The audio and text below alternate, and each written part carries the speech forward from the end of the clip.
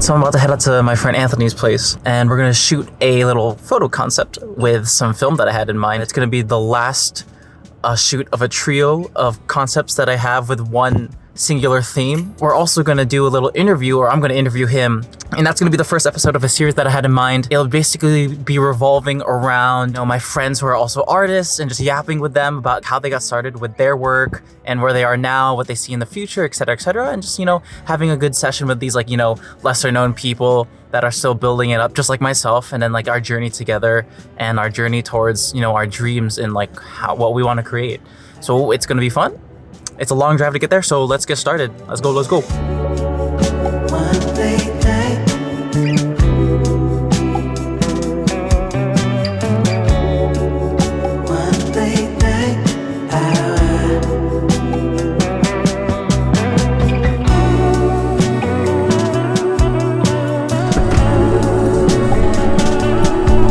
We're driving to the buddies. 3, 2, 1, drop. Hey, dude, sorry, don't want to. Ready, 3, 2, 1, drop. Yay! I think I got it, asshole. We're gonna go to a park, I don't know where. Dude, there's a duck over there, bro. Wait, that's like... It's like frisbee. Waterway. Where's the green chair at? Camera You might be wondering speeds. how I'm talking to you. Oh, I have to log into my questionnaire, fuck. Well, hello guys, welcome to the first episode of I didn't really think of what this was going to be called, so it's going to be called whatever it is going to be in the title. Yep. I have my first person here, and So- Anthony is a pretty good friend of mine, I think. You think? Please. See, this is actually an excuse for me to ask my friends to hang out with me because no one really wants to... It's okay, man. Do you want to introduce yourself, Anthony? Yes. Hey guys, I'm Anthony. Obviously a good friend of Lorenzo. Yes, it's not baby. We're good friends, brother. Yeah, that's why we're sitting so far apart on this bench. Yep. The first question, how did you start, wanting to do, video shit? You know what I mean? So it all started when I was young. I just... Stereotype. It all started when I was young. Not this shit again. And back in the day... My father. Oh. Basically, I was just inspired by, a group of YouTubers. I'll say the name, Corridor Digital, right? They're really great guys, and they did all sorts of creative and really fun projects, and they were all based on games. Obviously, I was like, oh, dude, this is awesome. Portal, that was really fun. I still remember I had a video. The original Portal? Yeah. They did a VFX short of portal gun uses and just fun ideas. And I remember I had my Samsung phone, and because I had no portal gun, I had no special effects, I grabbed a hanger and I held it at the little thingy, and I'm a kid, right? And I put the FPS shot to emulate a portal gun. Camera had the pause and play, so it would do the cut. So I just jump cut as if I teleported somewhere. So that was my first ever attempt at trying to do something. Yeah, my first hit, just pausing and playing a recording. So since then, I just kept, I guess consuming media really, because I didn't have people around me that were interested, at least not where I grew up. So I just kept consuming media, getting into edits, fan edits, anime edits. Guys. But it got me in there. It's one of those. Yeah, I know. God, he edits anime, bro. Oh. Depending on the circumstances or where I'm at in my life, I can be really quick to grow on my own and do a lot of things on my own, or I can be really quick when it's with somebody. So it's kind of like a weird frequency type thing where it's sometimes I'm up here and I can do everything on my own, and sometimes I'm down here and it's better when I'm doing it with people. That's kind of how I started. And then just throughout high school, just trying more things out, trying more things in the program. And then I did the short film for Bear Fest. And that short film, our team won the, I think it was the best cinematography for that one, which was awesome. Cause not to boast or nothing like that, you know what I'm saying? But so I focused on the short film. And so being able to win, best cinematography. Obviously, I didn't just be like, no, that was my award. Everyone else sucked here. God, that was me. But everyone was rooting for me. Everyone on my team was like, oh man, like this is you, bro. Yeah. Like you did that, you made that, you edited it. And I put a lot of hard work into that. I was on a really shitty ass laptop. Couldn't handle what I was doing at the time. And not a slight, because my dad got these laptops for me, but obviously with the way that tech was going and like 4K videos were just like, on the rise, and then having a camera capable of doing all that stuff, the laptop wasn't able to handle it very well. So I remember sitting there and with like he was a creative director at the time, watching the playback. Yeah. And it's just on After Effects. And keep in mind, I was even worse, I was editing on After Effects. So that made it even harder for me. That's crazy. Right? And so I'm just hitting the playback and it's just I was just like, give it 1 second. Promise, guys, no, like walking away. Yeah, wait. No. It was awesome. So being able to win that and like being in like the Tobin Center. That's crazy. And being on stage and stuff like that. So Was just a high schooler, dude? Yeah, dude. That's insane. Yeah, it was sick. So You were the shit. the shit was You're that guy. Yeah, hell man. Look at us now. Yep. Here I am. Here I am. Broke, cold, hungry. He's a true artist. He's a true artist. Yeah, I'm a true artist. They only realize it post-mortem. Oh, fuck. This guy's stuff was good, This is the bro. shit. Whoa, bro.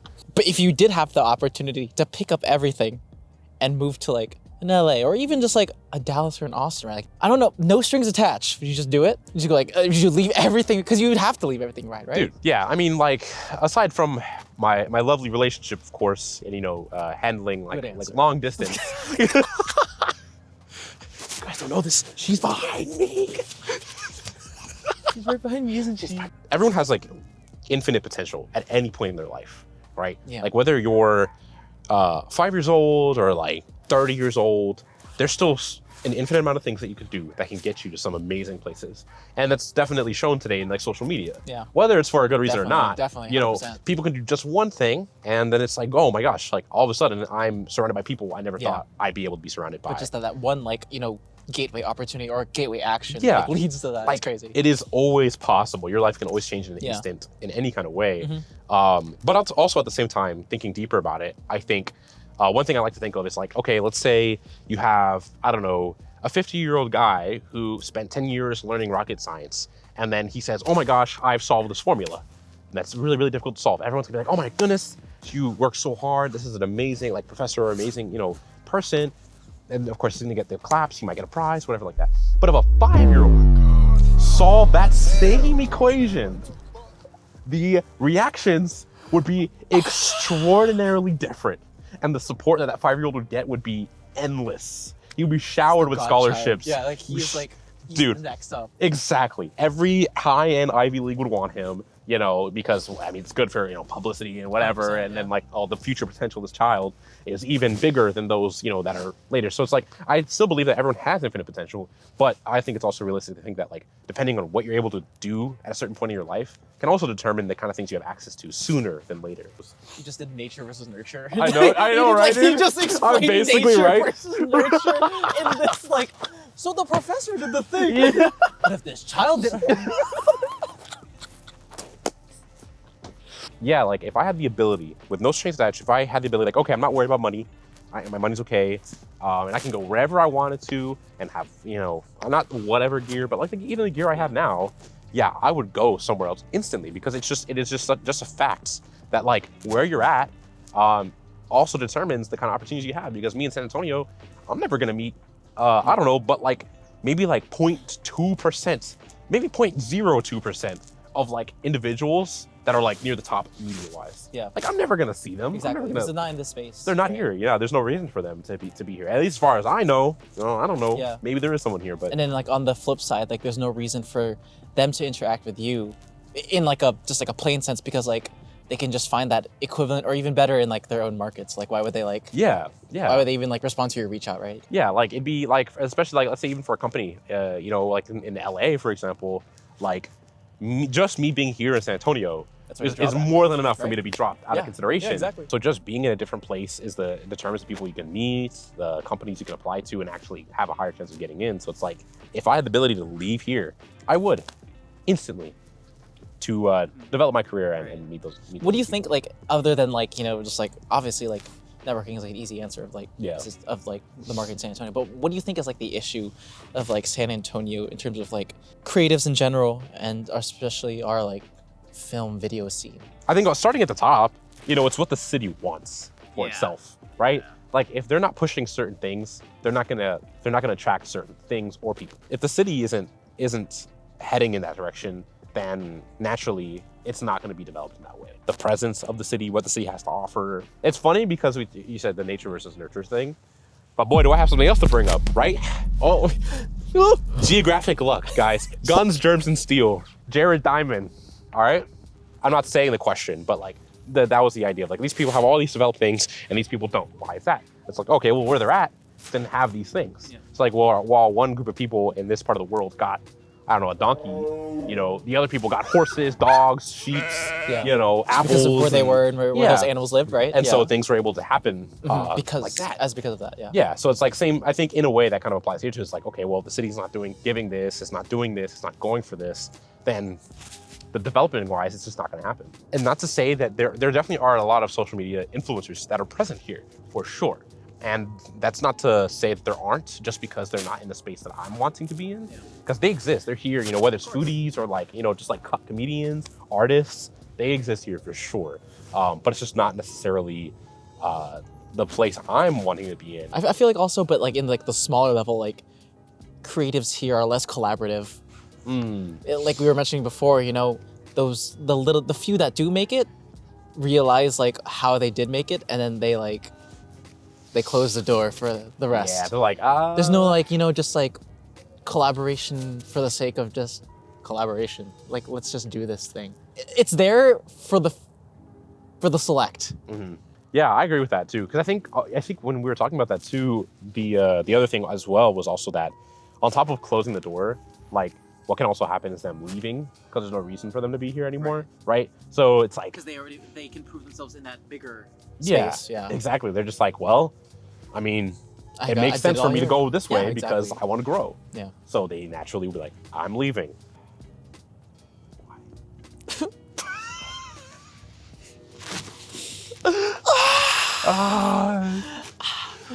Saying it bluntly, I think I just want to be able to make whatever I want to make.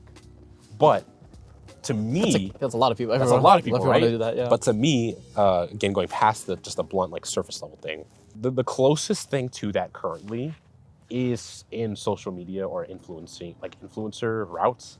Like, for example, if you have a channel of people that just want to blow things up and that's what they want to do, well, they're getting paid to do that. What an example. I know, it's crazy because it's true. Like, hey, mom, dad, I'm gonna blow things up and get, that's my full-time job.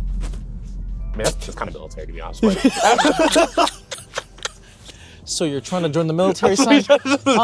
I was gonna start a YouTube channel, but I guess, do they do that too? But you get my point. It's like I'm gonna work for Raytheon. Lockheed Martin. That's what I think. Because like, if your channel, your community is grown around the thing that you want to do, if people find it interesting or care enough to invest their time and energy and money into it, it's like, oh man, suddenly you'll find yourself in a position. People have found themselves in positions of like, oh, I can just do what I want to do, and people love this. And there's still like a scope to that where it's like you can't literally do anything you want to do, because then if you have a successful channel doing one thing and you're like, I'm gonna start doing cooking tutorials. Okay, you're kind of shooting yourself in the foot a little bit. Exactly. The only reason I don't say anything Hollywood related is because I know how messy that space is, especially right 100%. Now. But to a certain degree, like if you're a really famous cinematographer, you're able to do the same thing of doing whatever you want within the scope of the project. I want to create things also that like either people can enjoy and laugh, or like laugh to, or they'll be deeply moved by it. Mm-hmm. Creating putting quotes on it, because I'm not a perfectionist, but like masterpieces where I can look at it and be like, oh, this was a gem, this was a diamond piece right here. This is a beautiful. So that's what I want. But that's good though. Like I think that's like a lot of like people in our like stage, right? We're like young creators, and we don't know exactly what it is, but we just want to, make a difference. You know what I mean? Yeah. Just make people like feel something. Mm-hmm. Yeah. Mm-hmm. Yeah. That's all I want, man. But man, money. But we can't get that. Anyways. We can't get that, so who gives a fuck? Yeah, screw my dreams, I guess. Dreams are stupid. God, man. I made a little tier list for I haven't Anthony. seen this yet. I'll record it with my phone so everyone can see it. I made the best and worst camera brands tier list because nobody gives a shit about, struggling creators. Nobody gives a shit about all this theory and hypotheticals. Everybody cares about gear. Okay. So it has literally all the different brands from Man, that's crazy. even those that don't make cameras anymore, maybe, I don't know. Dude, which one's this one? You have to find it out. Well, Hasselblad. But you know about Hasselblad. We're gonna put this one S tier, bro. I'm sorry. Okay. That one's Like those that big, one's just those goated, big bro. medium formats. Yeah. You know what I'm saying? Apple, I'll put it at B, not because they're bad. Filmed on Apple though. Yeah, filmed on Apple. Filmed on this one. Filmed on Apple. Very convenient. But compared to the other brands I hear, I mean, come on. Is that Lumix? Is that? I think that's Lumix. All right. Well, I'll put it at A tier. Only because if it is Lumix, then we can put A tier. Yeah, I'll put A tier. The S5 is really good. Their models are really, really convenient. Like if you're in the same space. But I do know I think I noticed that while getting their cameras are really great, especially if you want to save a little bit more money on your lenses, is that I think they kind of been slacking for like going beyond they have their cinema line, but like an FX3. I don't think they've made a leap like that yet. So so it'll sit at A tier. Sony, I mean, dude, yeah, I mean, not to be Sony pilled, but I'm just gonna. He's Sony. Leica, I mean, fuck. It feels wrong putting Leica in A tier, dude. Right? I feel like I have to put an S because that's my grail. I want to make what I'm saying. That's a staple, when I have the bro. money, I would want to make a pilgrimage to Germany and buy a Leica from That's the what I'm store. saying. You know what I mean? I can't disrespect Leica and how that's why those There's two, history. That's they something have to you be can't. there. This Right, is my this is theory. Canon. I don't know. I feel like okay, that's gotta be A. I mean, Yeah. you can't go wrong with Canon at all.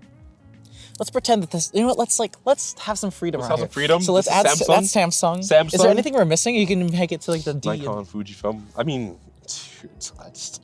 Samsung. How about we put because we're talking about video stuff. I'm not right? gonna lie. Fujifilm. I'm sorry. I'm just gonna skip all the way. Fujifilm. Oh, he likes video. I like it. Dude, come on. Feels nice. Come on. Nikon. Uh-oh. For me. The slander continues. For me, Hey, Nikon I'm sucks. putting it B. Oh. But I know it's been on the rise, Mhm. and I True. know Nikon's trying to take some names right now. True. But I haven't done any research, and I don't hear it anymore. So that's my opinion. Oh. I'm putting it right here. So that's my S tier, and I think that's a solid S. That's a solid S tier, combining historical, Yeah. with the modern, I feel like this is more for professionals and this is more of the hobbyist enthusiasts. I feel like putting it there, and then this is the line. Yeah. yeah. Actually, I'll do that. You guys, let us know what your opinion is. None, because none of us have any money to buy any of this. My opinion is all slander because I can't afford If to you get can't, any of them. can't afford that, that sucks. Can't afford that, that shit sucks. That sucks. Like if I had all the money in the world, I'd be like, okay, I'm gonna get a Sony, I'm gonna get a Fuji, and I'm gonna get a Canon. I thought about this. Okay, I thought about this in the shower the other day. I was like, you know what's crazy? How come we haven't seen any millionaire, billionaire camera hobbyists? That is so true. Right?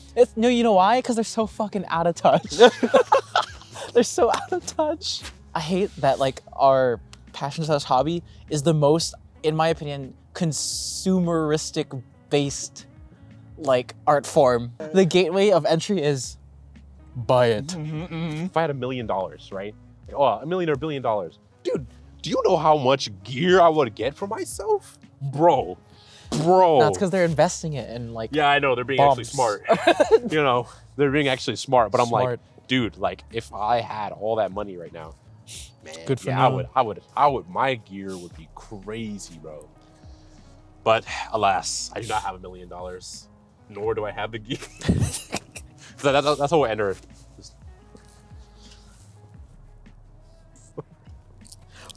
So donate to the Patreon today. Buy me a cup of coffee. Yeah, buy me a cup of coffee. I might be able to afford an FX3 one day. That's it.